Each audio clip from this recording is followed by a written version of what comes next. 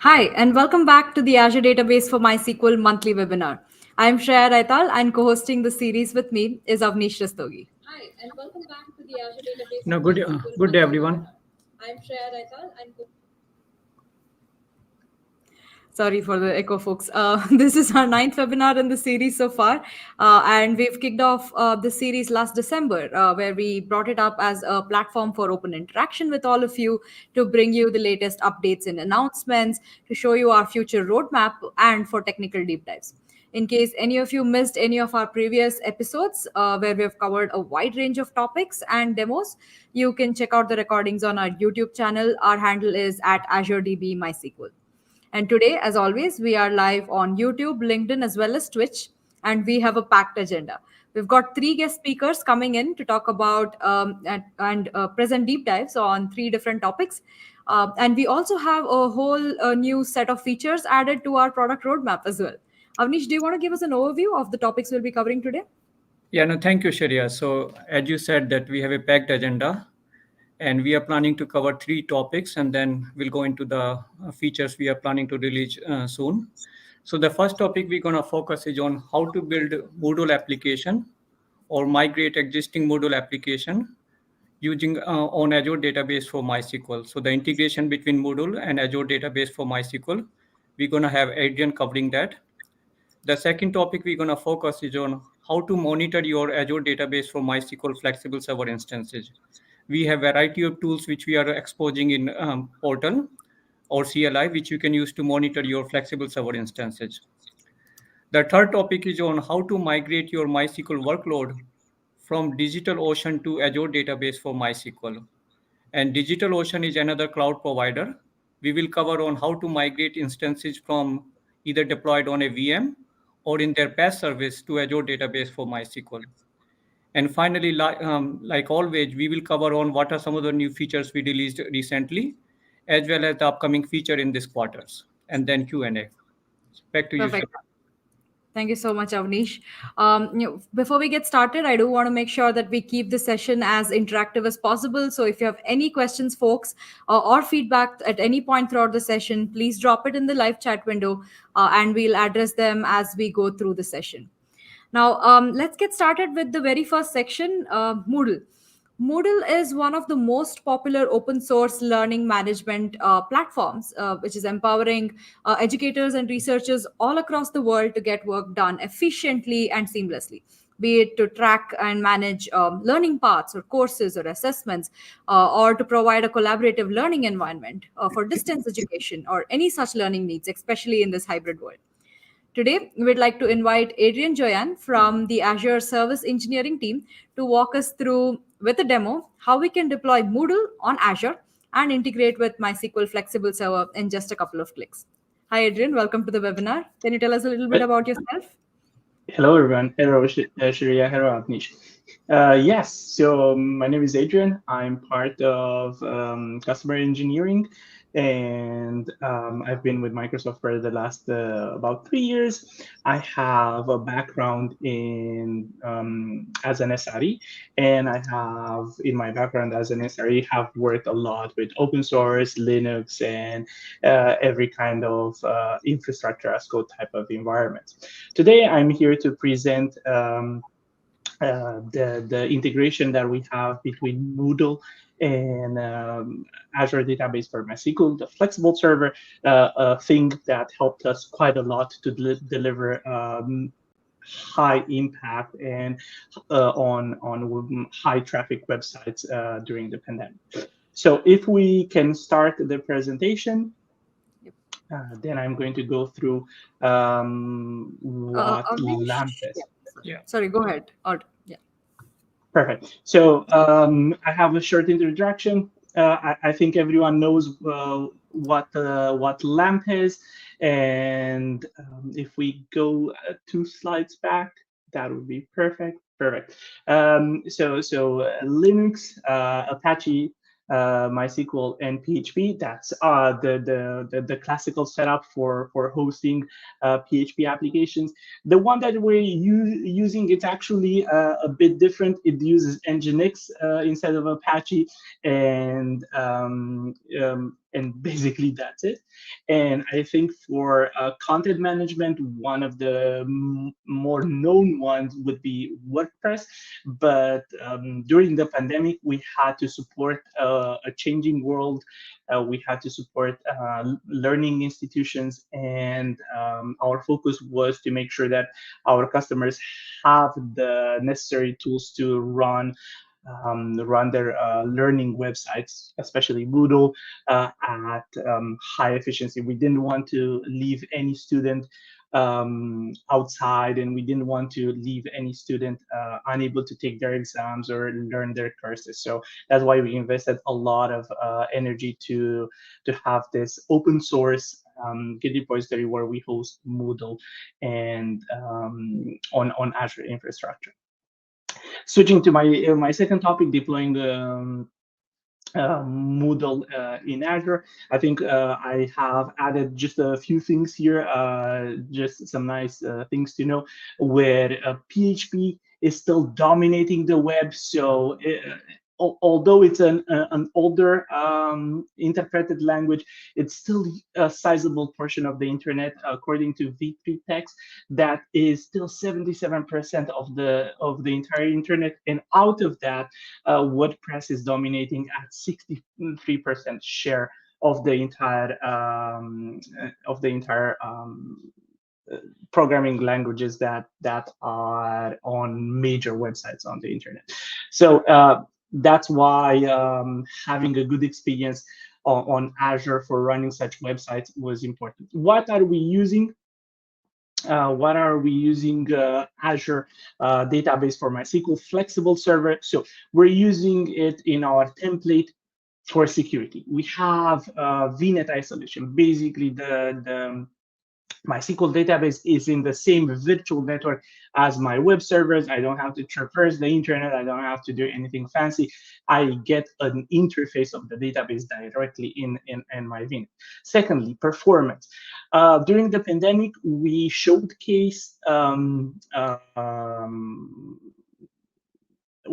the performance of Moodle for learning ministries, so countrywide deployments of Moodle, where we have been asked to have a setup that is able to handle 150,000 students at the same time. So a countrywide deployment here. MySQL and the performance scaling was amazing, because once we saw a metric going in the red, we could immediately tune it. Either the VM size or the disk performance, the IOPS, everything was tunable. That's why we like this performance, the performance enhancements that this version of MySQL brings us. Scalability, Moodle is able to use read replicas, although even for the 150,000 deployment, we never had to use read replicas. A single very beefed up MySQL server was able to handle this.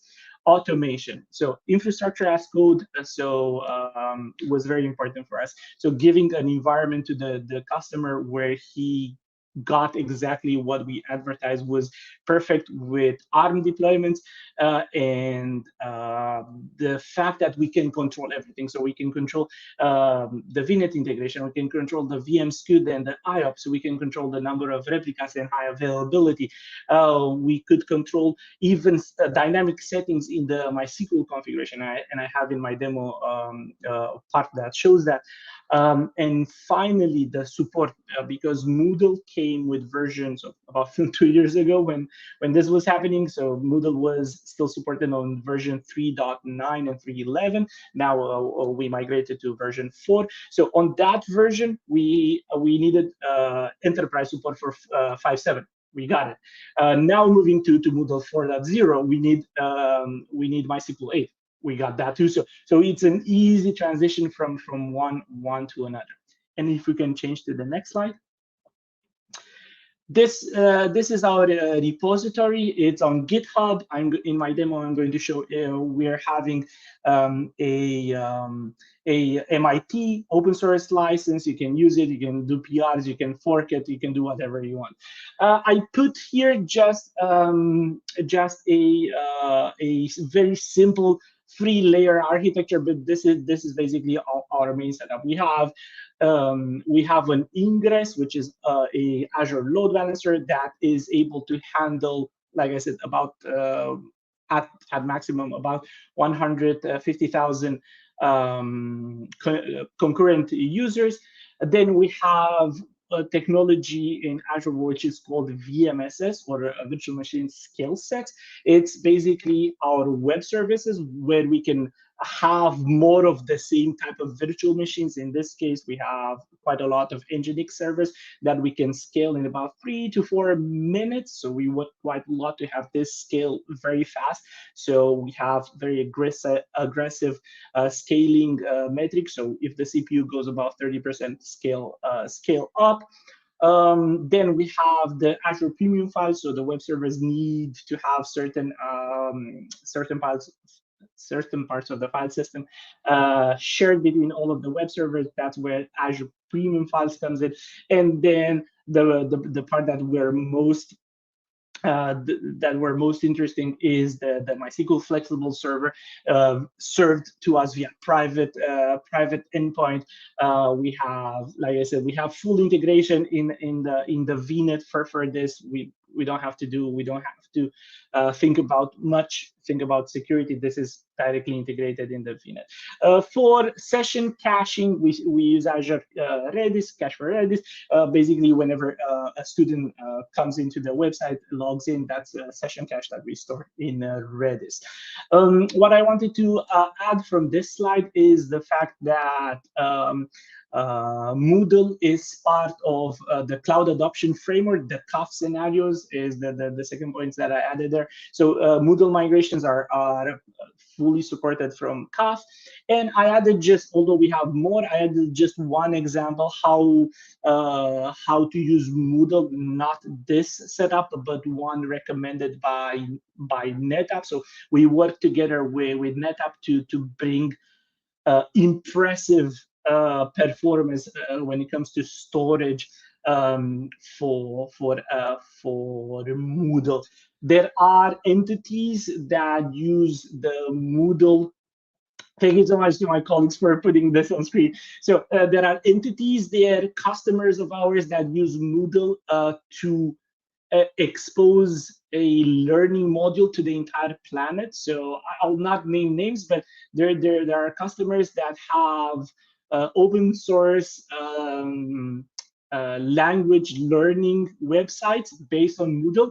And what they serve, they don't serve text courses, they serve videos. So that's why for those people, it's very important to have a special type of storage. That's why we have that example with NetApp there. Looking at my notes, I think we can move on to the next slide, and that's our demo. So let's go through the demo. So here I'm showing that Moodle is part of Azure, so we support it fully. I showed the fact that it's an MIT license, so you can contribute. Then I show that we have different t-shirt size of deployments. And here are actually all of the components. I said in my diagram that it's kind of simple, but these are all of the deployments. Here we're looking at the MySQL, especially at the MySQL flexible server. So I'm showcasing here how I control the SKU, the tier, how I control passwords and high availability, the storage class and IOPS, the backup and retention, and I think I skipped the networking part. Here I show even that we can use using the so we can pause the video a little bit. So I was showing the fact that we can use firewall rules because we can use MySQL with public IP just in case we want to expose it to maybe on-prem, get some data from on-prem, right? And then use this for migrations, for example. So I was also showing the fact, if we go just 2 seconds, doesn't matter. I was also showing the fact that we can control the configuration of Moodle. And yeah, now I'm going to showcase that we have large deployments. So we have a few deployments of Moodle, t-shirt size deployments. So this is one of the biggest, where you use a 16 core, one of the latest VM 16 cores and 5,000 IOPS for our disk. This is a super big deployment. We have a one-click deployment here that loads the Azure portal, and then you can just deploy your Moodle application.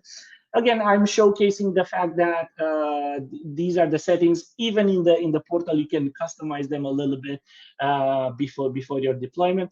I switched screens to an already deployed Moodle instance, and what I want to show here is everything that I did as infrastructure as code, the VM SKU, the memory, the IOPS, everything is there.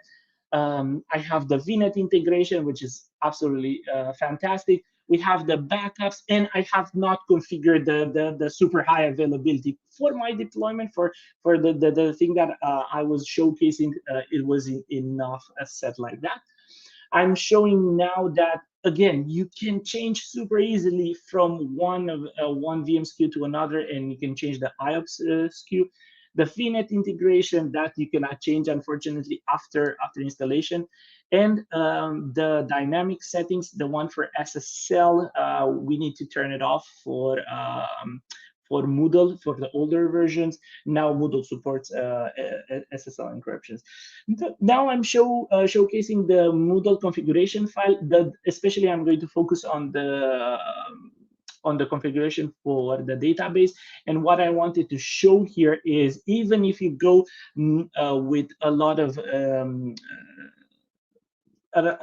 replicas, you can add each replica there, and you can have like a master and a lot of replicas for Moodle. And this is how a website looks like, and this is one that we use. We have some customized JMeter scripts, and we can set the number of students that are clicking login and then going to an exam or going to a course, and then we can set those custom parameters for a number of students, and then we can see basically what VM SKU for the VMSS and what VM SKU for the MySQL we need in order to reach those performances. We had universities that asked us, hey, we have an exam where 2,000 students are going to log in at 9 o'clock. So you have a super short ramp up, about 2, maximum 5 minutes, where all of the students are going to click login because they want to start the exam on time, they don't want to lose. And we want to have 100% success rate for that exam and for those students, right? So having this flexibility to tune the VMSS, to tune the Azure premium files, and especially to tune MySQL was amazing. And we managed to do JMeter tests with that customer, and then they were 100% all successful. We never lost the request. And then we had to deliver all of those requests in a certain amount of time. So about a second or so was acceptable for the customer, and like that, with a very nice monitoring page that my colleagues are going to talk a little bit later, we were able to deliver all that. I'm going to shut up now. I think I'm a bit over time. Thank you so much, and I will be here to answer any questions. Perfect. Thank you Thank so you, much, Adrian. Adrian. Yeah, loved how detailed the walkthrough was and the demo as well. And this entire experience is so simplified, right? Pre-provisioning as well as provisioning. So thank you for showing that. All right. Moving on to the second topic of the day, folks. For any database workload to perform efficiently, it's essential to first right size your workload needs, right, and provision the required resources at the very beginning before you migrate, and all of that. But most importantly, it is essential that you continuously monitor your workload and take immediate actions for remediation. Monitoring your resources, especially on the cloud, also helps you cut down costs. You can set alerts if there's any downtimes or outages, and so much more, right?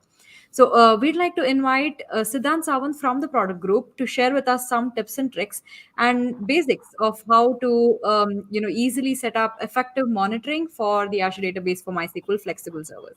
Welcome, Siddhant. Can you tell us a little bit Hi, about yourself? yeah. Hi, Shreya. Hi, everyone. I'm Siddhant.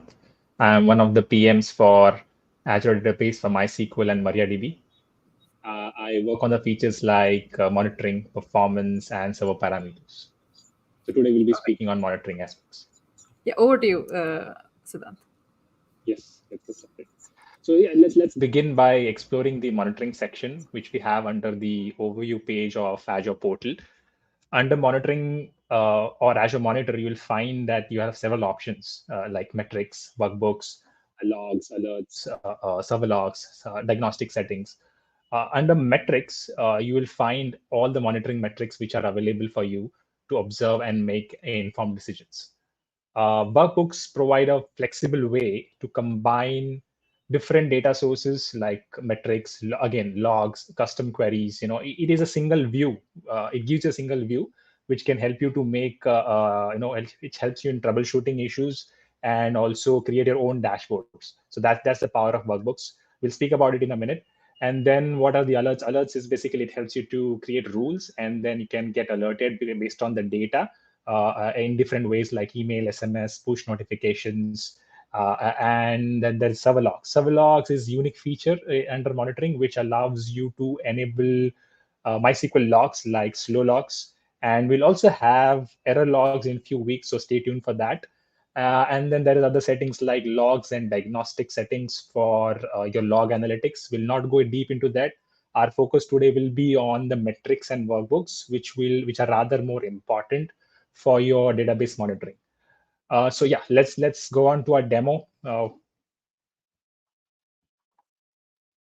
Yeah. Once you are on your portal, you will see that server details. That this is my demo server with MySQL 5.7, 2V core, general purpose, 3200 IOPS, and you'll here we'll go on to the monitoring section on the overview page. Here you'll get an instant snapshot of the vital metrics like the memory usage, CPU, IO activity, and also query performance for a maximum of 30 days. This is like a quick summary or a bird's eye view of your server's health. But the real MVP is under the monitorings basically is the workbooks. We have basically 4 workbooks for you. One is the overview, enhanced metrics, auditing, and query performance insight. Let's go on to see the overview metric.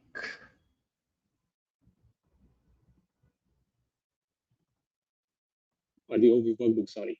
Yeah, on the workbooks, you can see that you can select the time range where you can see you can select the time zone, and then you can see the server summary. Basically, here you can see that my server has enabled an HA, and my server version is MySQL 5.7. Under database summary, you can see all the databases inside my server, which I created for this demo server. And this is an overview of the connection metric where you can see the total connections, aborted connections, and active connections, which it gives you a summary. I ran a script on the server so that you can get some metrics out of my demo server. And as you know, it's a 2V core, and I am totally utilizing it at the most in the performance metric. You can see that I'm heavily utilizing it at 99% of my CPU. So I need to upscale. So that's an important pointer for you to upscale your server. You can see that IO is doing well. My IO in storage is doing well, so I need not upscale there. But yeah, I need to upscale my CPU. Going on to the storage, as you can see, I have 275 GB around, and I am utilizing it around 68 or 69 GB of it, which comes up to 25% of the total usage. So this is an overview. It gives you a good view of how you're utilizing your storage. I'll quickly move on to the one of the important workbook, which is enhanced metric. Yeah, this is just an overview. I'll just select the time zone, which is, sorry, the time range, which is 1 hour. Overview is similar to the previous one, but the other important one tab is the InnoDB buffer pool. This includes details like pages free, dirty pages, buffer pool read requests, and buffer pool reads. This gives you an overview of your memory usage. We can pause over here in the InnoDB buffer pool if you can, Manish. I was explaining. Yeah, that would be great. We can go behind a bit. Yeah, we'll hold on. Yes, yeah, thank you. This metrics, InnoDB metrics are really crucial to understand your memory utilization. Which pages are dirty pages, and the buffer pool is a very important content of your memory. And then this gives you a good overview of how your buffer pool is reacting, how many free pages you have, how much pressure the InnoDB reads are giving on your disk. So this gives you a good insights of the InnoDB engine's performance, helping you to optimize it for your specific workload. So yeah, let's go on to the other tab. We can start, Avnish. Thank you. Let's go on to the other tab, which is DML and DDL. It's basically, as the name is, it gives you statistics of your selects, insert, update, deletes. As you can see, I'm running a script every 15 minutes. You can see that I'm heavily running selects on my server, inserts as well, and updates and deletes as well. So yeah, you can see this bar graph over here. I've not run any DDL commands. You can see that over here as well. I'll quickly go to the replication tab. In here, this is one of the important replication metrics section, which offers you details like lag and replication thread status, IO status, and also the SQL status. This gives you an HA status, not as this is my primary server, HA enabled. Can you pause that for a minute? Sorry, Anish. Yeah, I was speaking about the this workbook where you can see that replica lag. In this dashboard, you will get the lag of your HA server. As I've enabled my HA, HA, which is also potentially a replica, which is a standby.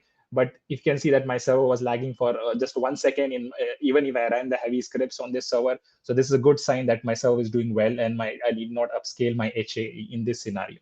Yes. So yeah, let's go on to the next.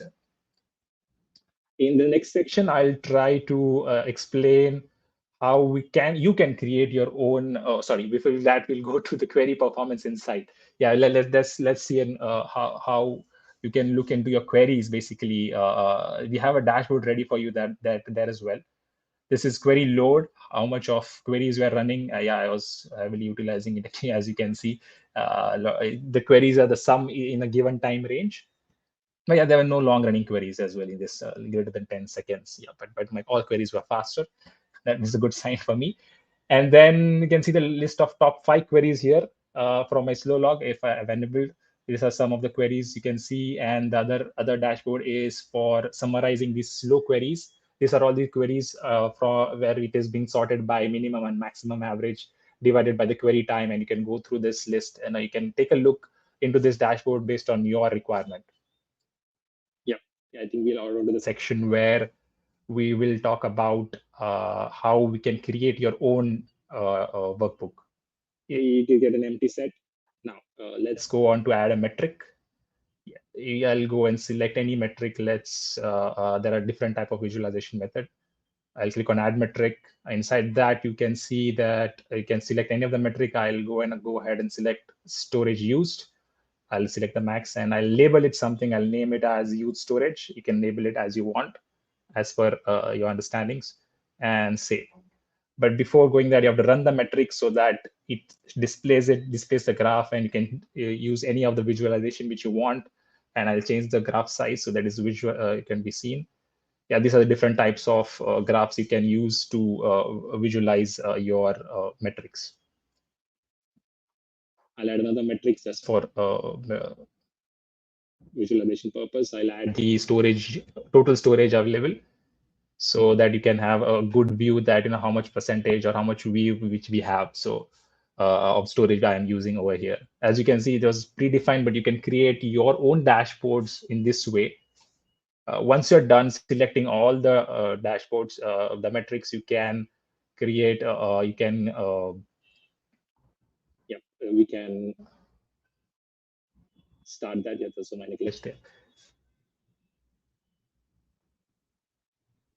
Yeah, we can start the video.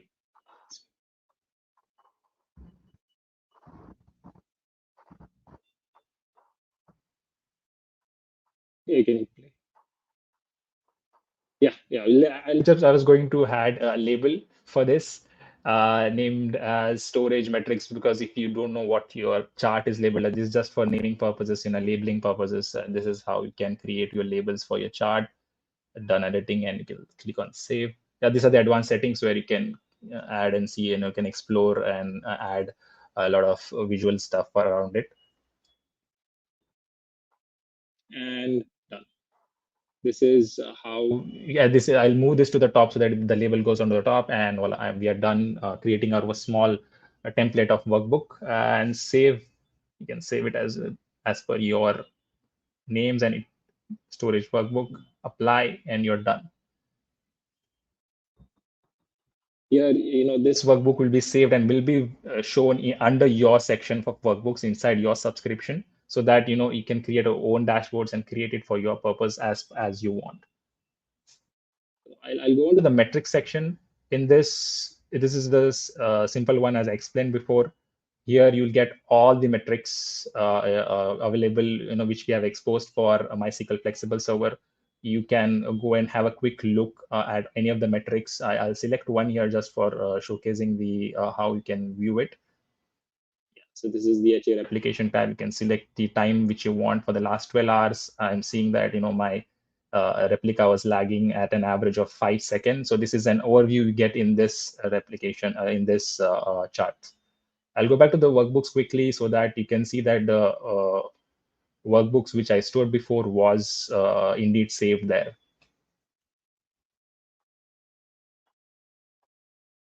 So basically, I think we have paused over here. Let's say, in summary, the monitoring and metrics tool available with Azure Database for MySQL Flexible Server helps you to make an informed decision.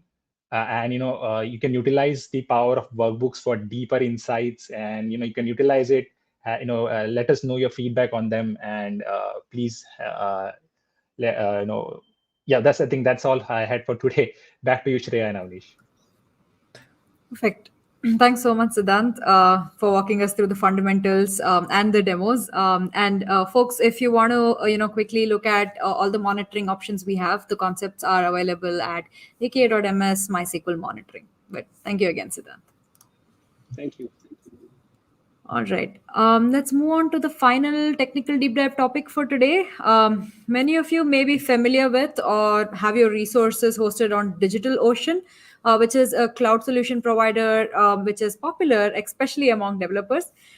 If you have MySQL workloads, which is hosted on their MySQL managed MySQL database offering, or even on the IaaS VM offerings like Droplets, this topic is for you.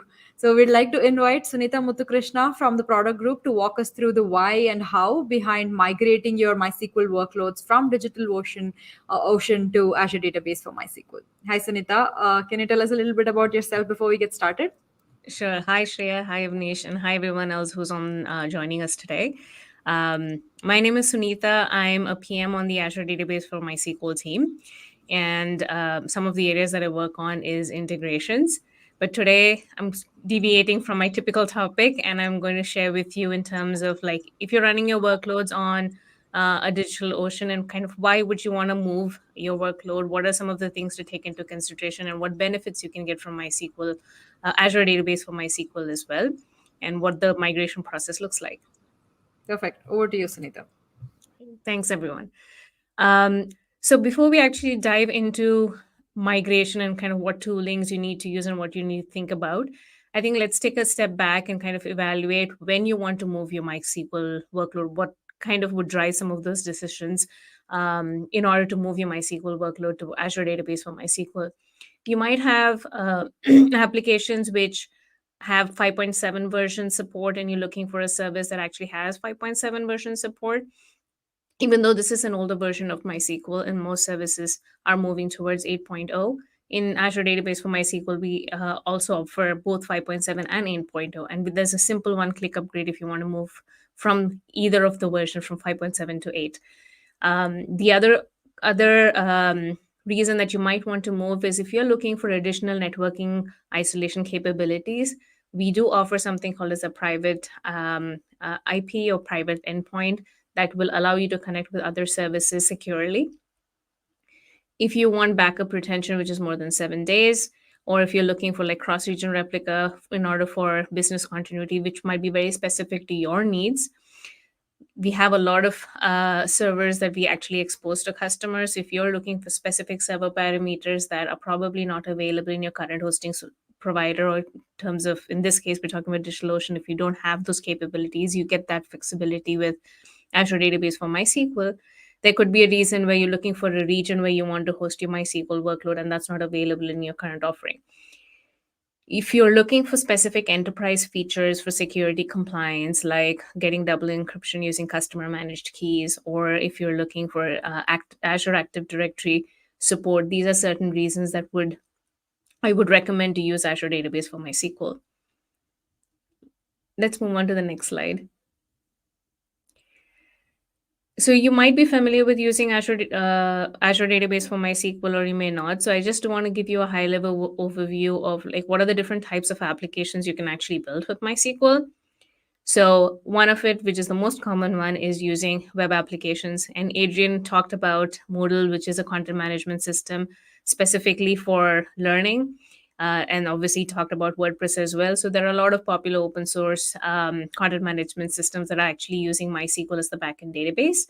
But you can also find a lot of proprietary and custom applications that are using PHP, Node.js, Java, which tend to use MySQL database in the backend. There's e-commerce platforms. Look at Magento, look at Shopify. A lot of these applications tend to use MySQL as a backend. Any kind of e-commerce application, MySQL gives you the type of transactional transparency that you need. It also gives you the latency that you need to be able to handle some of the workloads that come with an e-commerce solution. Gaming is another a very popular solution that typically people use MySQL with. Gaming requires a low latency, and it also has a typically high traffic solution. So typically for gamings, MySQL can give them the low latency that you need, as well as be able to handle the type of traffic that you can get for your application. The mission critical applications, there could be applications which are like fintech applications working with your banking systems that you may want to be able to provide highly secure solutions, making sure your data is not accessible externally, making sure it can handle the kind of workload that is needed. So a lot of these things you would prefer choosing MySQL database, which actually gives you a lot of these capabilities out of the box. You can build brand new applications. If you're thinking of a solution where it's a cloud first solution for a new application, it is internal or external to your company, it could be customer facing. This could be an easy way for you to build with MySQL flexible server and combine it with your front end running on Azure App Services, all the other different services that's available to you as part of Azure. Before migrating any database workload, you have to do a few activities to kind of really make sure you have your ducks in a row before you kind of move forward with picking a migration tooling that you want to use.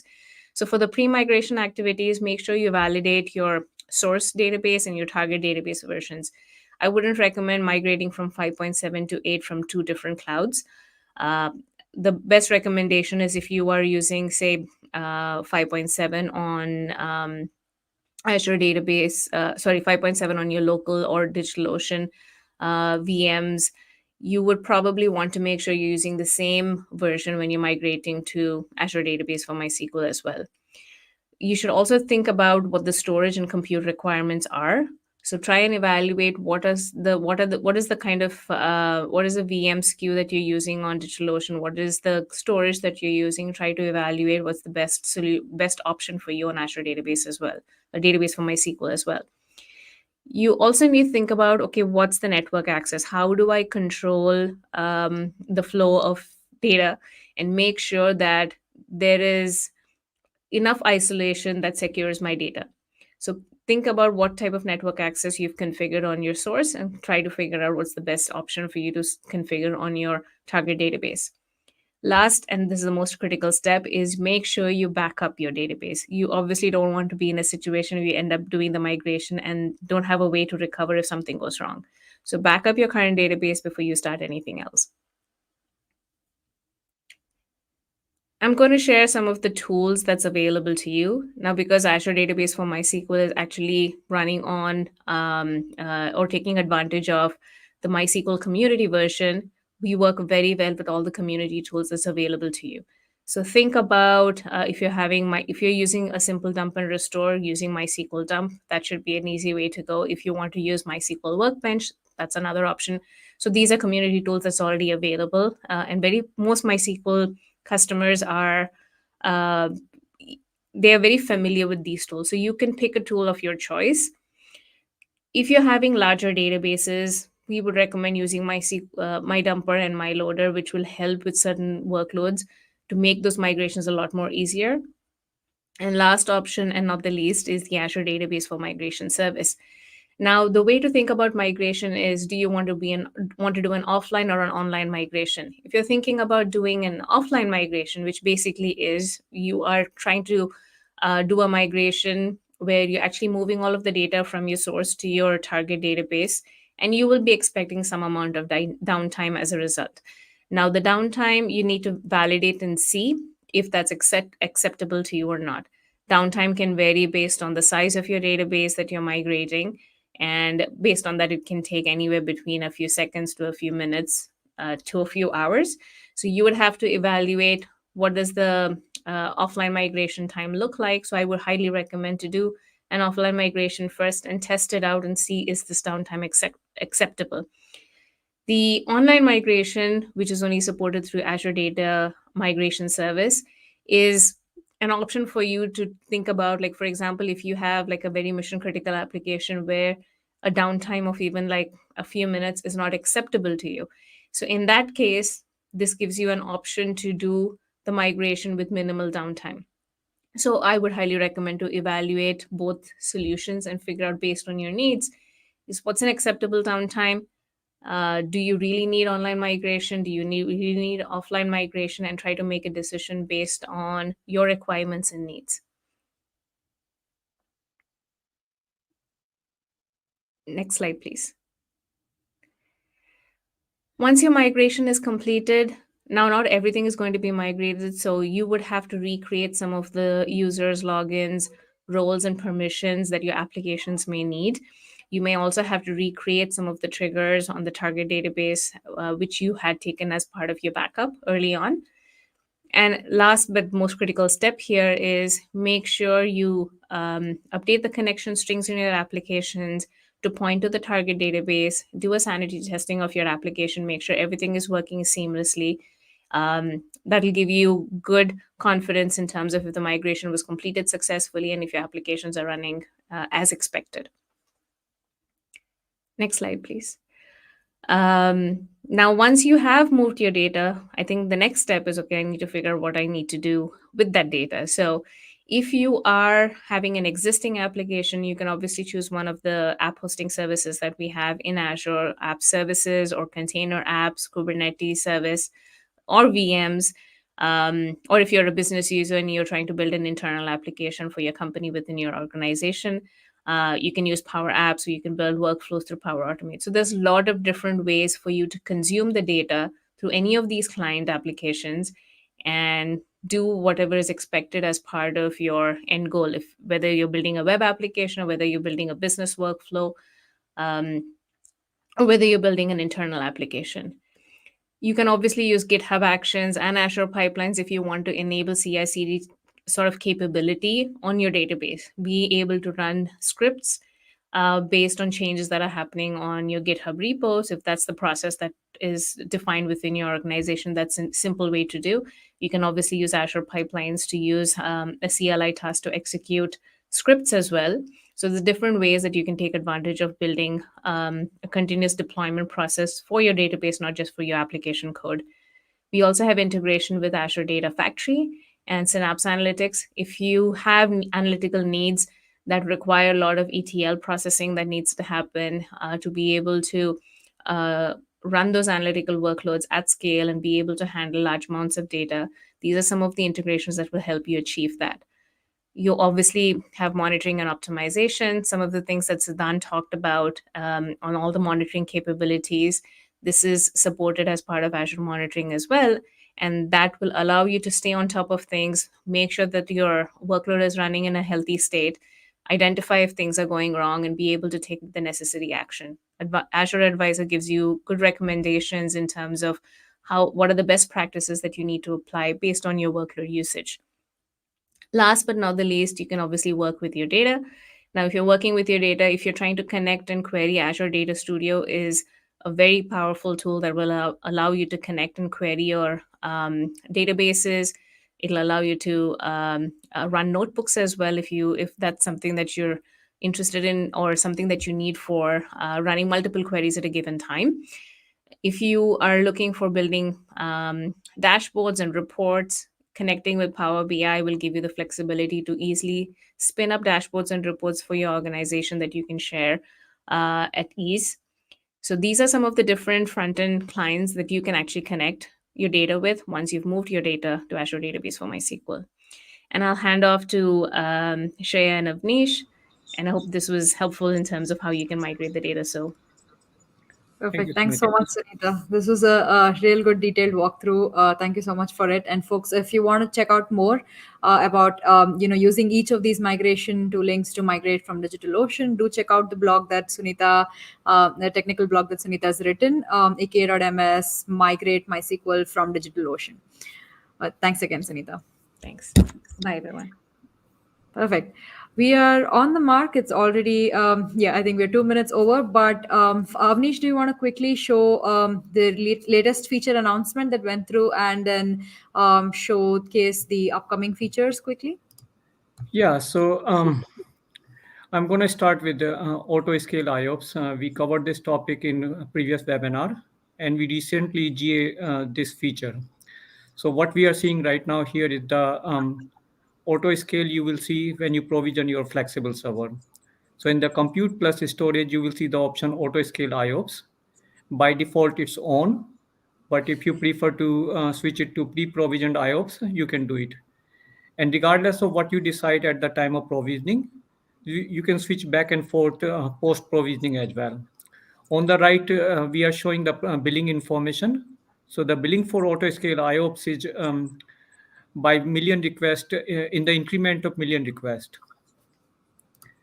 So as I mentioned, this feature has been GA'd now. If there's a production application and you have compliance requirement where feature must be GA'd, so it's GA and you can use it in the production applications as well.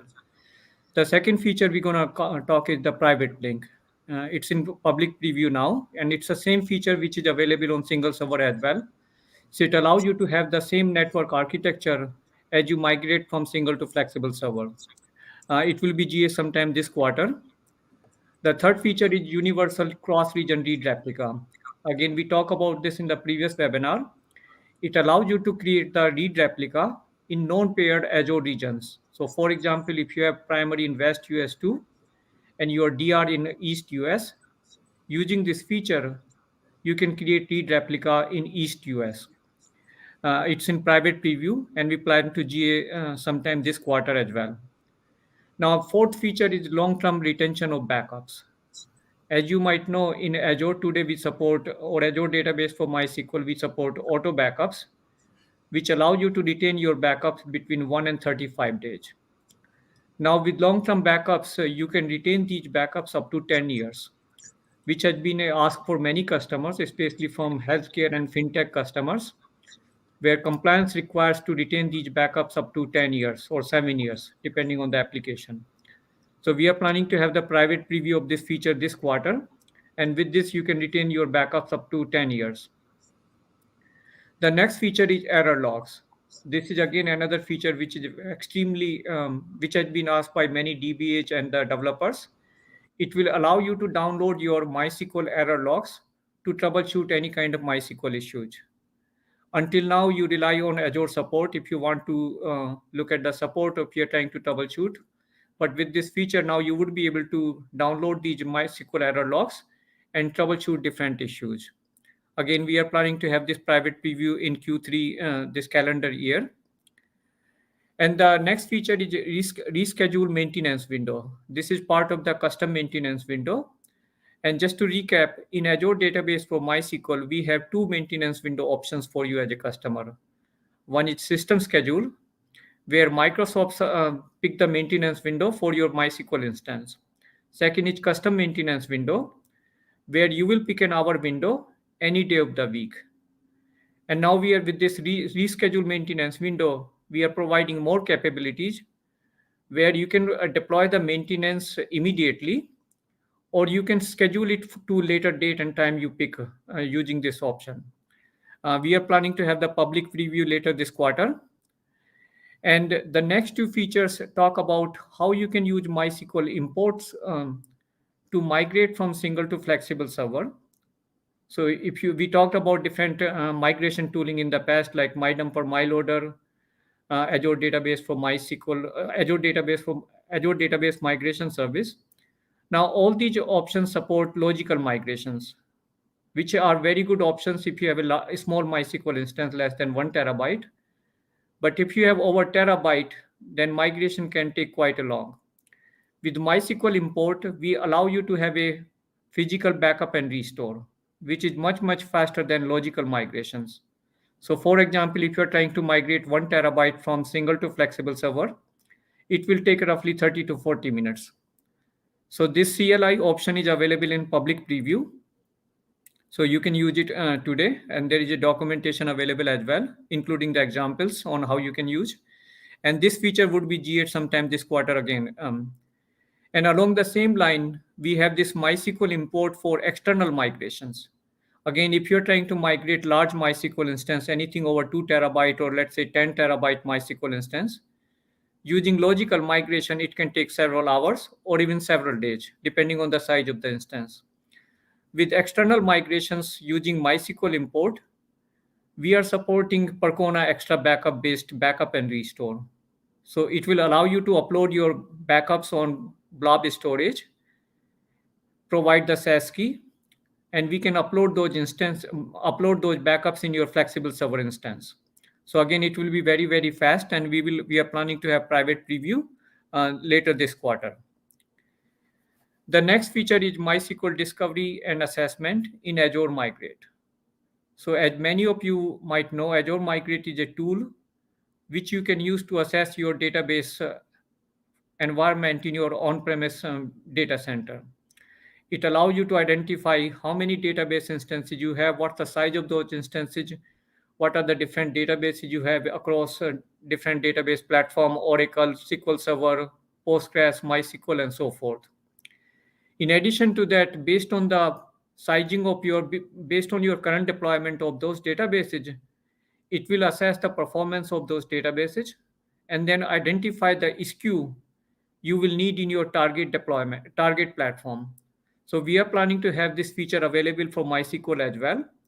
And in Azure Migrate, you can identify what are the different MySQL instances you have. And if you decide to migrate to Azure Database for MySQL, what's the SKU you will need to do the migration. So we will have this private preview in Q4 2023. And finally, accelerated logs. This is part of the business critical to deliver a much, much faster performance.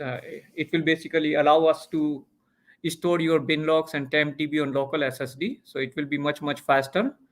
And it will be critical for the business applications where you need high performance and high uptime SLH.